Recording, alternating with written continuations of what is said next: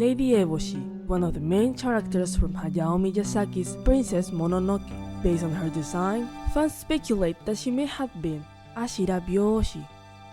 Some define Shirabyoushi as prostitutes. I don't think that's entirely accurate. Yes, some of them were concubines, like Shizuka, concubine of the great samurai Minamoto Yoshitsune, but that was not their intended purpose. They were entertainers. Not only they danced, they also told tales, played music, acted, etc. Still, it's easy to imagine that before becoming the manager of Irontown, Eboshi must have endured many hardships.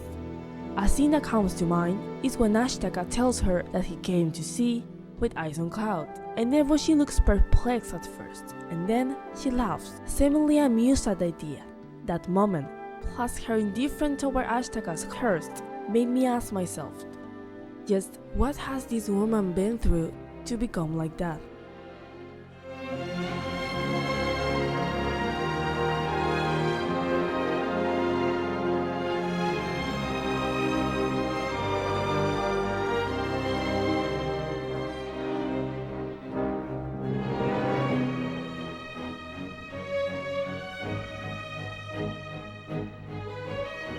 As the leader of Irontown, Eboshi is a woman of progress. In fact, just being a woman with her role already makes her a revolutionary. In a film set in medieval Japan, her views represent modernization. She cared little about nature, fixating only in how she could use it to her advantage. However, she did care about people. In times that showed no mercy to lepers and prostitutes, Lady Eboshi took them and built a home with them. Professors Eunjung Kim and Michelle Jarman have written about the modern social systems that can be spotted in Eboshi's Irontown, such as, and I quote, industrialization, gender division of labor, institutionalization of people with diseases, and the militarization of men and women. Lady Eboshi encouraged women to be strong and take charge. She gave them a hard work, yes, but it was one that kept them away from the hardships they would have faced with their former profession. She washed and bandaged a group of lepers that society disregarded as people cursed by bad karma. She gave them a place in her secret garden where they wouldn't be bothered and where they could keep themselves busy designing the guns that would aid her in her ambitions. It's worth to notice that some people might see Lady Eboshi as exploitative of her people. And it's true that she used their word to pursue her goals, but she also treats them with respect and compassion. She has a tough personality, but you can notice in her treatment that she values those she takes under her care. In turn, you can notice it in the way they speak to her. The townsfolk has nothing but love and admiration for her. There's definitely an exchange going on, with people working for her and she granting them her protection. And their dependence cement Eboshi in her position as leader. Whether that's a good or a bad thing is debatable. Lady Eboshi's desire to rule makes sense. As the head of a society of outcasts, she wants to take their destinies in her own hands, to take action to improve the quality of their lives. Her goal also contemplates getting rid of the enemies of Irontown, like other humans or the creatures of the forest. And one of the biggest obstacles to achieve that is Princess Mononoke, or Sun. When you look at Lady Eboshi, from Sun's perspective, she's clearly the antagonist. For Sun, the forest is her home, and its creatures her family.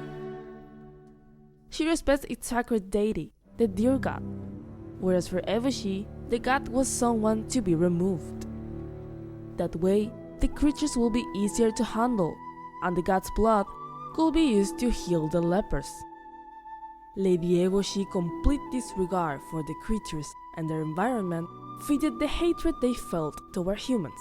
At the same time, their violent actions forced the humans to attack in order to defend themselves. Eboshi wanted the forest resources for progress and protection, which the creatures saw as an invasion to their territory. Both sides had the same reasons to fight, to defend their homes. The creatures wanted to live in peace, and the people that were invading their homes weren't bad either. They were hard-working people looking for a way to survive. Yet none of them had any desire to reach out and understand the other. With the mission of seeing with eyes on cloud, Ashitaka as the neutral ground between them, he respects nature and the gods, but he also sympathized with the townsfolk.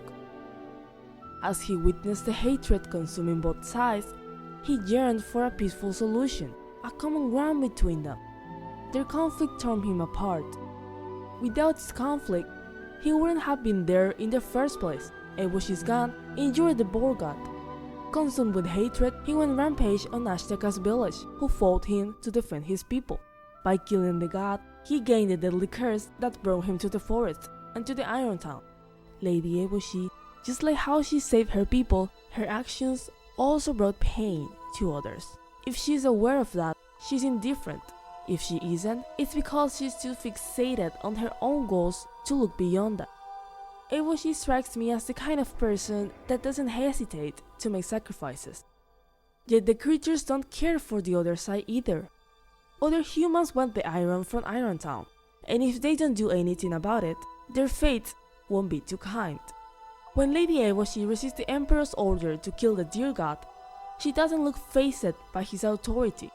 Gods, emperors, wild beasts. It seems like there's nothing Lady Eboshi fears. She goes along with the plan and successfully kills the deer god, in spite of Sun and Ashtaka's efforts.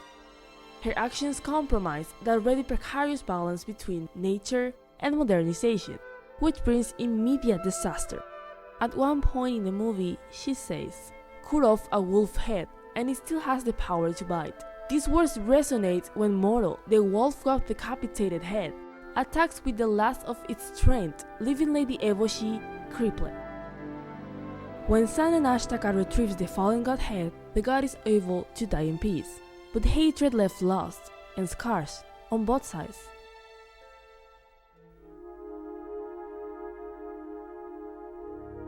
After all is said and done, there is a sense of peace, a sense that there is something to look forward. In a way, it might seem like nothing have changed. Sun still resents humans. Eboshi still wants to improve the lives of her people. But with the destruction of Iron Town, I felt a subtle shift in Lady Eboshi. In her, there is hope, confidence, and strength. There is the promise of a new life, and perhaps an even better home. I believe her scars serve to show her that her approach was too extreme. With her people around her, Eboshi, who at one point disregarded Ashtaka's views about balance and compromise, is left with a wish to thank him, and she says it with a smile. It shows that her shortcomings only serve to make her grow into a better person. The article titled Nature, Technology, and Rune Woman, Ecofeminist and Princess Mononoke asks that this is the fall of Eboshi from grace, the moment where she loses her power to Ashtaka, and that she has been punished for being a female with her role. While I believe that's a very interesting perspective, I don't entirely agree. Eboshi's scar, I believe, was the product of the hatred that flowed in both sides, and while I think there will be changes in the town they built along Ashtaka who decide to help them, I don't think that their people's feelings have changed. I see that in their concern for her, in the way they all gather around her to hear her plans for their future. For me, there's no doubt that whatever she decides, they'll follow. For her people, Lady Eboshi is a hero. But I can see how her actions can be seen differently when examined through different lenses. Like many other characters in Miyazaki's filmography, she's a complex being. Considering our own quest for modernization and our struggle with taking care of our environment, I will say that the themes of Princess Mononoke and a character like Lady Eboshi are still relevant today.